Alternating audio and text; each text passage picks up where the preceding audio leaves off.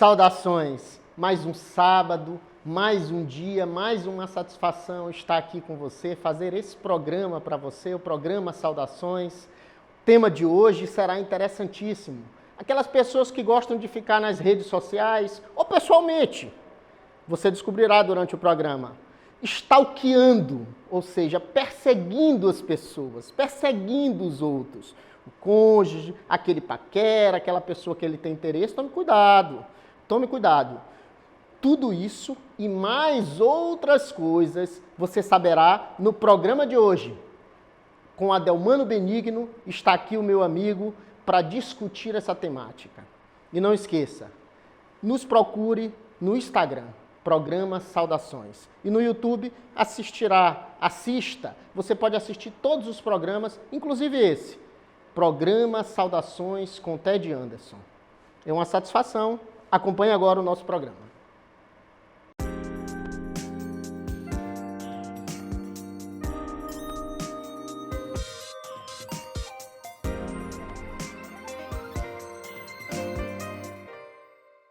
Saudações. É uma satisfação ter você aqui. E como eu já havia dito, nosso programa de hoje, a temática será stalking, crime de perseguição. Para discutir esse tema comigo, tinha que ser Adelmano Benigno. Meu querido amigo Adelmano, é uma satisfação a sua presença aqui. Eu já vou logo emendar a primeira pergunta. Adelmano, o que é stalking? Fique à vontade. Saudações a todos e todas. É um prazer estar aqui no programa Saudações com meu querido amigo professor Ted Anderson. Meu padrinho, costumo tratar muito bem aqui desde que cheguei aqui no Maranhão em 2013. Pois bem, vamos falar então do crime de stalking, que é uma novidade legislativa que foi publicada, entrou em vigor no dia 1º de abril de 2021. No Brasil, a sua denominação jurídica se chama crime de perseguição. Stalking é uma terminologia utilizada em outros países, como Estados Unidos, Espanha, que é a conjugação do verbo to stalk, que quer dizer perseguição. O stalkear, que você conhece das redes sociais, lá do Instagram, do Facebook ou outras redes sociais, em que você vai bisbilhotar a vida, né, ou então o perfil de outras pessoas, até é utilizado de forma leve, né, de forma carinhosa, afetiva na amizade. Só que, na verdade, o verbo stalk é perseguir. E no Brasil, a denominação utilizada é o crime de perseguição. É quando o agente, né, o autor da conduta, persegue de forma reiterada, insiste, seja por meio pessoal, seja por meio de carta, seja por meio digital, enfim. Quando ele insiste de forma reiterada e quando a pessoa da qual recebe essa comunicação rejeita e não aceita, não está disposta a dialogar, mas o autor insiste em ter esse contato, nós temos o crime de perseguição que viola a liberdade, viola a pessoa, a sua dignidade no que diz respeito à sua, não só privacidade, Ted, mas também a sua livre circulação. Nós temos casos recentes, populares, que nós podemos abordar, como o caso da Ana Hickman. Esse caso é interessante e me lembrou um ocorrido, inclusive de um conhecido, que ele teve uma determinada época de sua vida, esse hábito, já nem era comum naquela época falar de stalking, mas aí eu te pergunto, baseado nessa lógica, qual seria o objetivo, então, dessa perseguição? Como é que a gente faz para diferenciar? E essa é a ideia principal. Como é que eu consigo diferenciar? Quando eu estou apenas admirando aquela pessoa, imagine, supostamente o sujeito é apaixonado por aquela pessoa. E aí ele começa a fazer essas interlocuções, assim, buscando acesso a ela o tempo todo, ou vice-versa. E quando está a se aproximar da perseguição, do stalkear. Explica pra gente. Sim, inclusive, Ted, quando você me convidou para falar do tema, eu lembrei desse caso e também de outro caso também que eu pude acompanhar como profissional, como advogado. É um caso no ano passado, já na pandemia, que foi bem semelhante, foi até bem mais grave.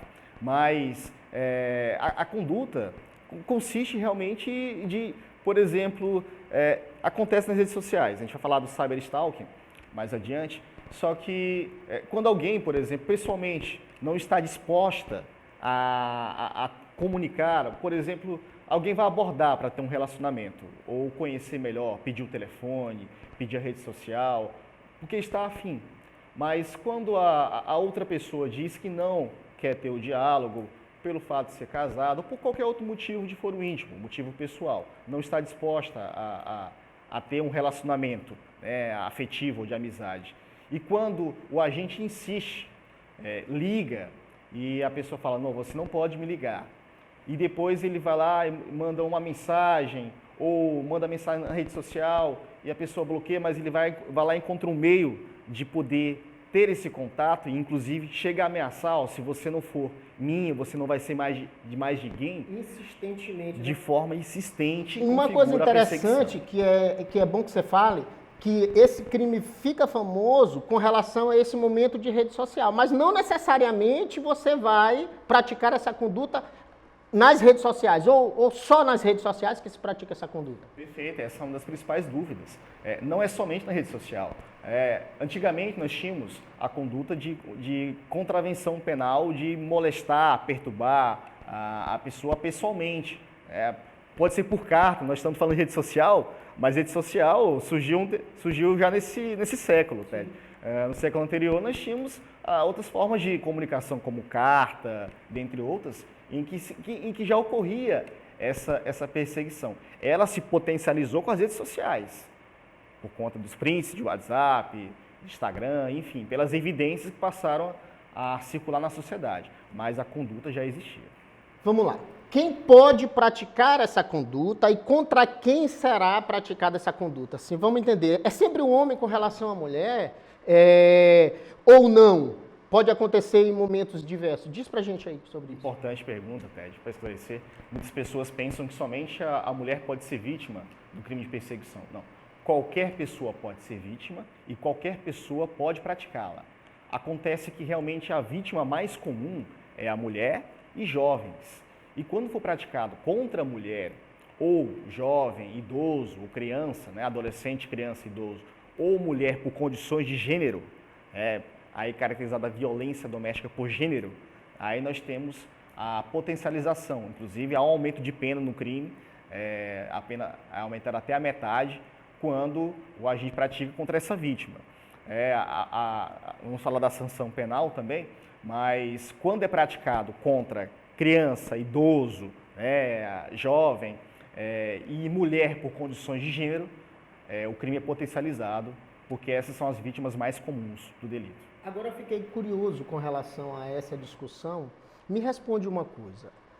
Se essa vítima, esse sujeito está praticando uma conduta contra uma vítima que já teve um relacionamento com ela, então essa vítima, na verdade, eu estou stalkeando aquela pessoa, imagine hipoteticamente, que já teve um relacionamento comigo. Ou foi casado, ou foi namorado, ou teve algum tipo de afetividade amorosa e tal. Como é que ficaria? Aí, na verdade, descaracteriza o crime de stalking ou não? Ou teria uma incidência ainda mais gravosa sobre isso? Ótimo.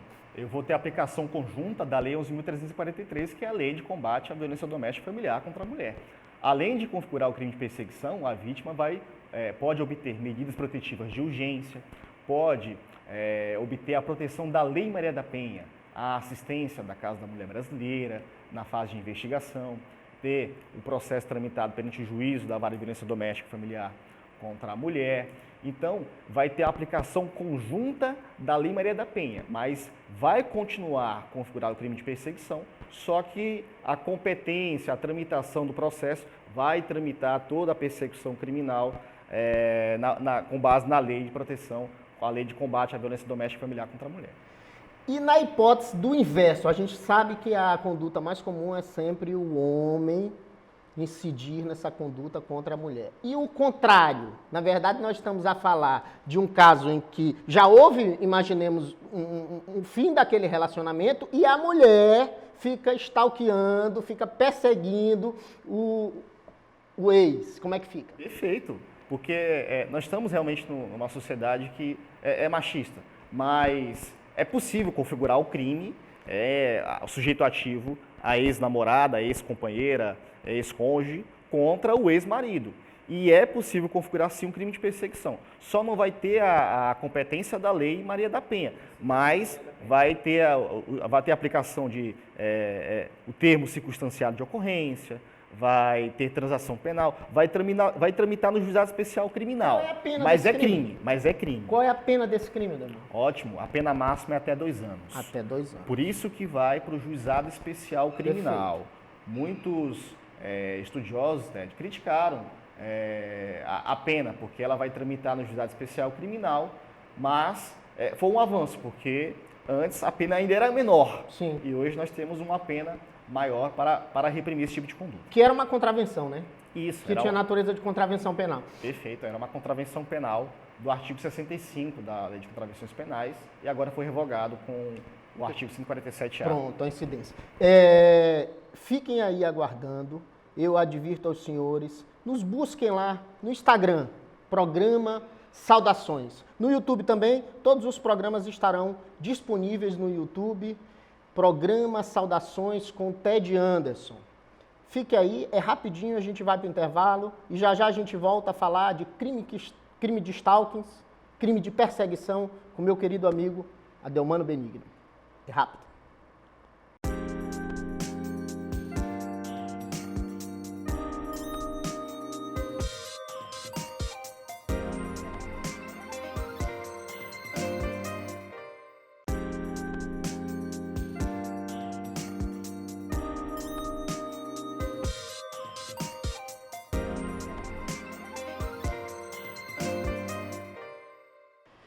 Saudações! Estamos de volta a falar dessa temática interessantíssima. Eu sei que você que está aí em casa, querendo saber, você que anda stalkeando as pessoas, será se eu estou cometendo crime? Será se eu não estou? O professor Adelmano vai esclarecer isso já já. Fique de olho. Adelmano, querido, me responda uma indagação que tenho. Com relação, eu me lembrei agora, claro que não se aplicava, nós estamos a falar até de um outro país, não se aplicava isso naquela oportunidade, mas trazendo a tempos modernos, trazendo aqui para o Brasil e a tempos de hoje, aquelas perseguições que aconteciam com relação a paparazzi, né? E muitas delas incidentes até em mortes por conta disso. Mas vamos ao começo, vamos apenas à conduta das perseguições com relação aos paparazzis. Seria, então, esse crime de perseguição, essas condutas pelos paparazzis? Explica pra gente.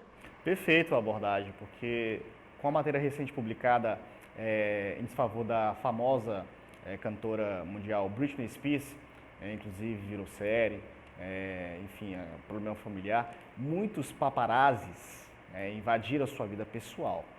E a conduta pode configurar perseguição desde que tenha realmente a privação da liberdade, desde que tenha a intimação, a invasão da intimidade, né, da vida pessoal. Então, por exemplo, quando o agente ameaça a vítima, enfim, o famoso caso, por exemplo, ele resista, né, a conceder entrevistas, a conceder conteúdo para o paparazzi, e se ele vai lá e ameaça, a oportunidade que ele ameaça, privando a liberdade, enfim, ofendendo a pessoa, nós temos configurado, sim, um crime de perseguição. Então, vai depender do caso, pode configurar, sim, a prática por paparazzis. Essa discussão é interessante, Adelmano, porque isso me faz pensar em vários ocorridos históricos, dentro e fora do país. Vamos lembrar se há uma relação direta com relação a essas condutas, ao caso da princesa Diana, com relação ao caso de John Lennon, caso de John Lennon. Nossa. Com relação, aí eu já estou indo para essa parte mais folclórica, que é com relação àquelas pessoas, e aí já é o contrário, essas condutas de stalkear normalmente são praticadas por mulheres, que elas, nos camarins dos artistas ou dos cantores famosos, quando se espanta, sempre a gente está vendo alguma entrevista na televisão, o sujeito diz, rapaz, eu abri a porta do armário, a porta do banheiro, dentro do quarto de hotel, e de lá surgiram 2 mulheres. E aí, me diz uma coisa, seria, nesse caso, essa conduta de stalkear? Sim, pode configurar, dependendo do caso também, desde que haja essa insistência reiterada, desde que haja essa perseguição com ofensa, né? Desde que realmente o artista não goste desse tipo de abordagem, dessa invasão da vida pessoal e quando há, sim, a ofensa, né? Há uma certa invasão da sua privacidade e com uma forma agressiva, de uma forma ameaçadora que pode realmente configurar, sim, um crime de perseguição. No Brasil, nós temos também outro caso emblemático, que foi da apresentadora Ana Hickman.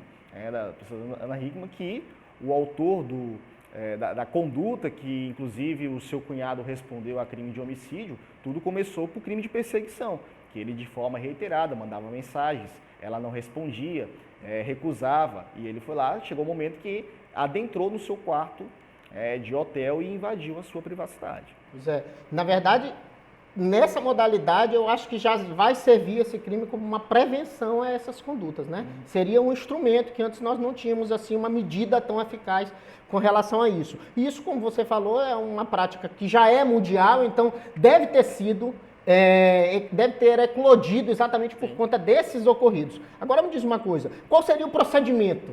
Aí fala para o público, ou aquela pessoa, ou aquela mulher, ou aquele homem, está sofrendo, está se sentindo acuado ou acuada, sofrendo essa prática. O que fazer?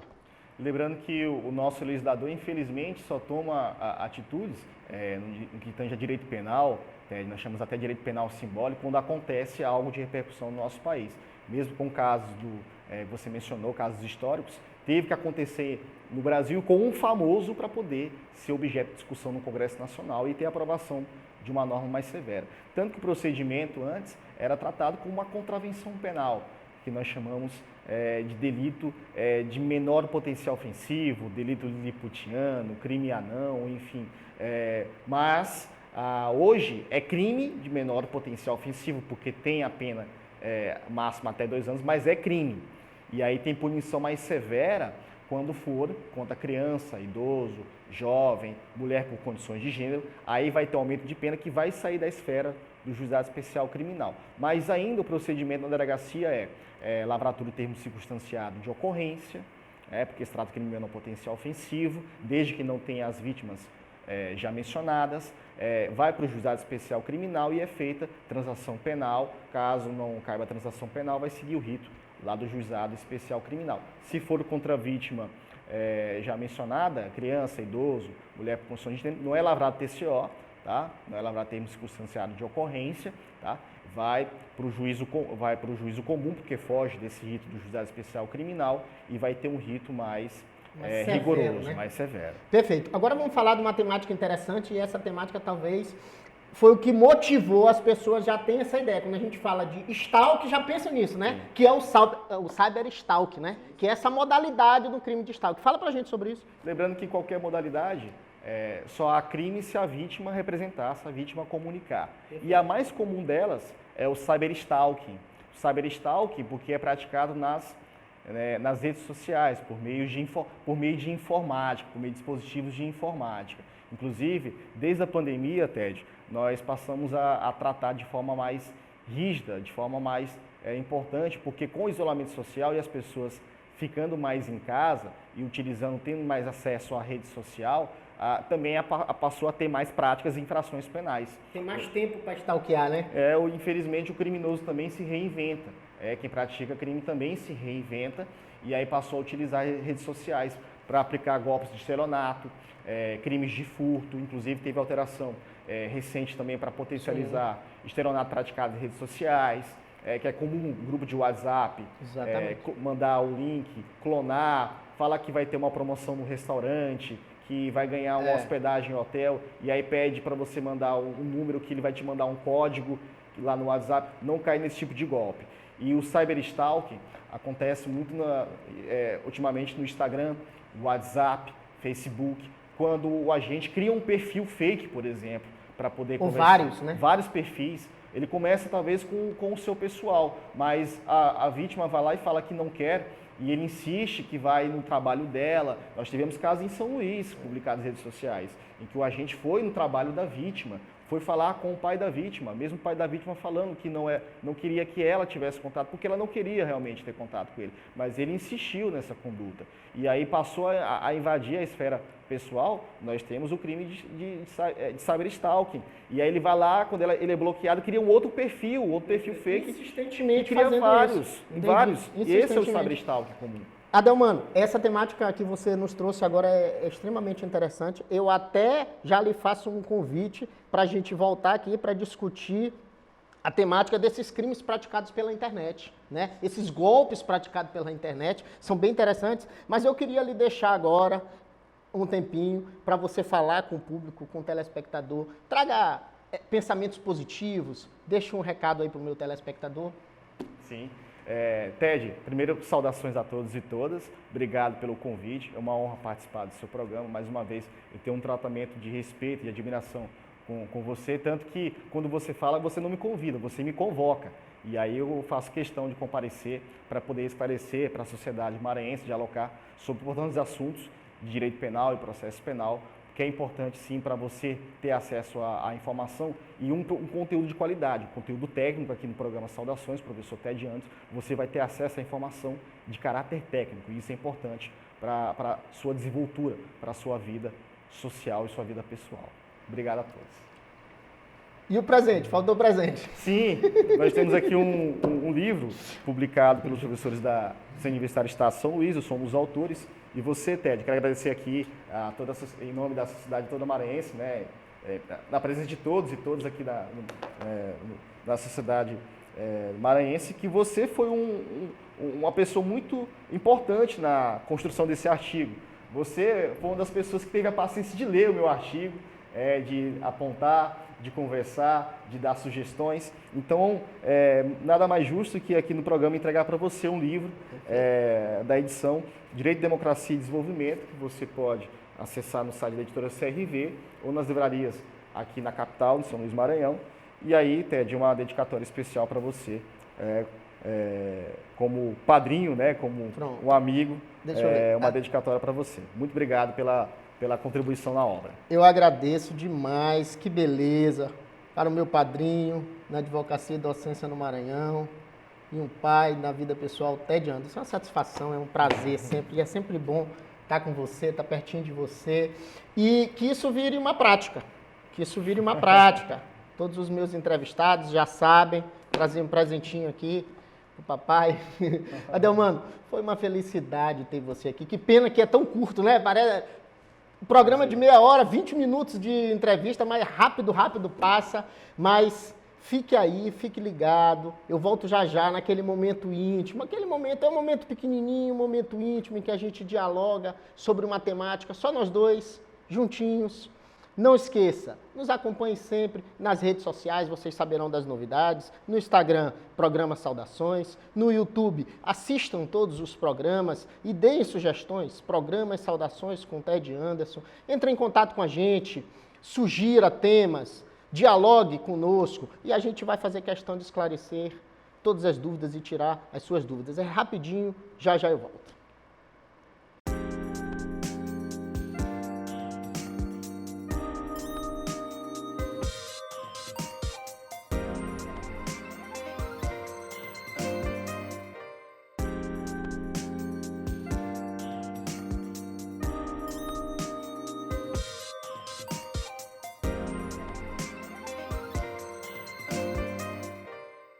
Saudações, estamos de volta, esse programa maravilhoso, falamos tudo sobre o crime de stalking. Que pena que o tempo é tão curto, a gente ainda queria discutir e conversar bastante sobre essas e outras temáticas. Já fiz o convite para Adelmano, nos próximos programas, daqui adiante, vamos marcar para a gente discutir esses crimes pela internet. Que tema interessante para a gente trabalhar. Pois é. Adelmano já foi e agora é o nosso momento, aquele momento em que a gente discute, aquele momento em que eu esclareço aquelas dúvidas mais íntimas, aquelas perguntas que o telespectador, aquela pergunta que você me envia. Vamos lá para a pergunta de hoje? Suicídio é crime? Que pergunta interessante. Vamos lá. Eu imagino, e aí eu por muitos anos fui professor de direito penal, parte geral, e discutia muito essa temática, e li vários dos clássicos do direito penal, e essa discussão sobre será se suicídio é crime, eu acredito que até poderia sê-lo, se o sujeito que cometesse a infração não tivesse morrido, né? Então, se ele se suicidou e ele faleceu, não há como puni-lo. Eu acho que ele já vai ser punido onde estiver.